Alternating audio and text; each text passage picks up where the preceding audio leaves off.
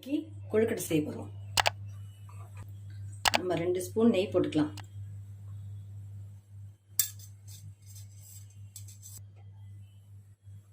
ஒரு கப் தேங்காய்,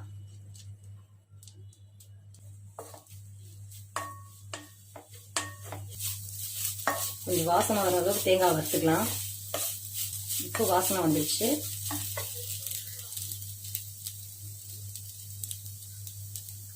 அரை கப் வெல்லம் போட்டுக்கலாம். ஒரு கப் தேங்காய், அரை கப் வெல்லம்.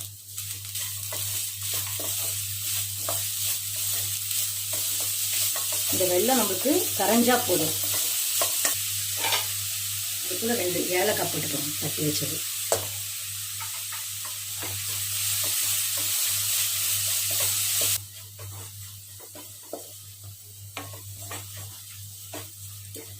இப்போ வெல்லம் நல்லா கரைஞ்சிடுச்சு. இப்போ ஸ்டவ் ஆஃப் பண்ணிக்கலாம். இந்த பூரணம் ஆறட்டும். நம்ம கொழுக்கட்டைக்கு மாவு பிசையலாம். இப்போ கொழுக்கட்டைக்கு மாவு பிசையலாம். நான் 1 கப் மாவு எடுத்திருக்கேன். அதுக்கு 1.25 கப் தண்ணி ஊற்றிக்கலாம்.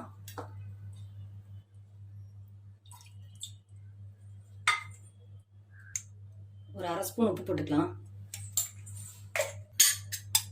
1 ஸ்பூன் நெய் போட்டுக்கலாம். ஸ்டவ் பற்ற வச்சு தண்ணி கொதிக்கிட்டோம் நல்லா. இப்போ தண்ணி நல்லா கொதிச்சிருச்சு. இந்த 1 கப் மாவை இதில் போட்டுக்கலாம்.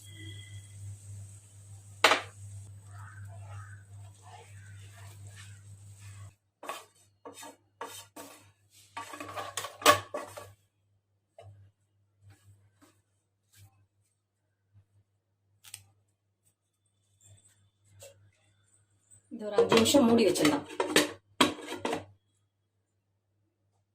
இப்போ 5 நிமிஷம் ஆயிடுச்சு, திறந்துடலாம்.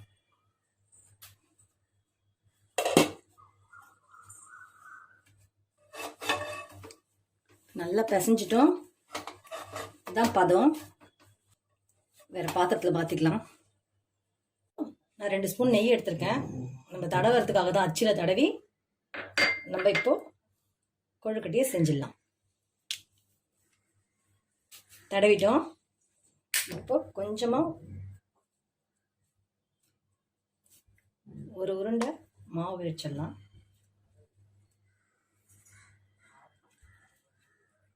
தடவிட்டோம். அதில் ஒரு உருண்டை பூரணத்தை இதில் வச்சிடலாம்.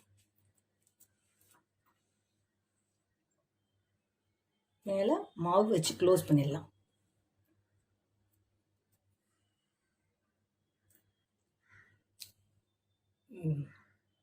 இந்த மாதிரி அழகாக எல்லாத்தையுமே சுட்டு எடுத்துடலாம்.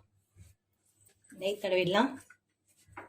எல்லாத்தையும் செஞ்சிடலாம். அது மாதிரி இப்போ நம்ம எல்லா கொழுக்கட்டையும் ரெடி பண்ணிட்டோம். இதை வேக வச்சு எடுத்துடலாம். அதுக்கு நான் ஒரு இட்லி தட்டில் துணி ஈரம் பண்ணி துணி போட்டு வச்சுருக்கேன். தண்ணி கொதிக்க வச்சுட்டேன் இட்லி பாத்திரத்தில்.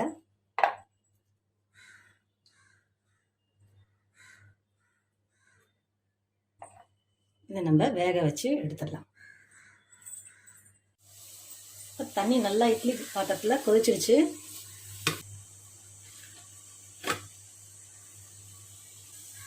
இந்த மாதிரி துணி போட்டு தான் வைக்கணும்னு இல்லை. உங்ககிட்ட எந்த இட்லி பாத்திரம் இருக்கோ அதை யூஸ் பண்ணிக்கோங்க. இது ஒரு 7 நிமிஷம் வேகட்டும். பார்க்கலாம்.